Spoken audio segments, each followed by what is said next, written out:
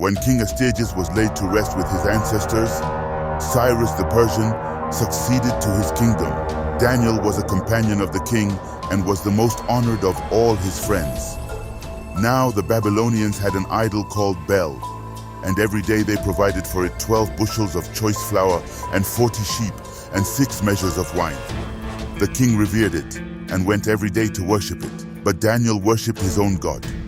So the king said to him, He answered, Because I do not revere idols made with hands, but the living God, who created heaven and earth and has dominion over all living creatures. The king said to him, Do you not think that Bel is a living God? Do you not see how much he eats and drinks every day? And Daniel laughed and said, Do not be deceived, O king, for this thing is only clay inside and bronze outside, and it has never eaten or drunk anything. Then the king was angry and called the priests of Bel and said to them, If you do not tell me who is eating these provisions, you shall die.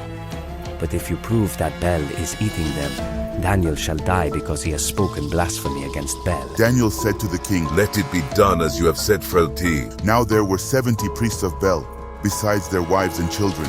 So the king went with Daniel into the temple of Bel. The priests of Bel said, See, we are now going outside. You yourself, O king, set out the food and prepare the wine and shut the door and seal it with your signet. When you return in the morning, if you do not find that Bel has eaten it all, we will die. Otherwise, Daniel will, who is telling lies about us. They were unconcerned, for beneath the table they had made a hidden entrance through which they used to go in regularly and consume the provisions. After they had gone out, the king set out the food for Bel. Then Daniel ordered his servants to bring ashes, and they scattered them throughout the whole temple in the presence of the king alone. Then they went out, shut the door, and sealed it with the king's signet, and departed. During the night, the priests came as usual, with their wives and children, and they ate and drank everything. Early in the morning the king rose and came, and Daniel with him. The king said, Are the seals unbroken, Daniel? He answered, They are unbroken, O king. As soon as the doors were opened, the king looked at the table and shouted in a loud voice, You are great, O Bel, and in you there is no deceit at all.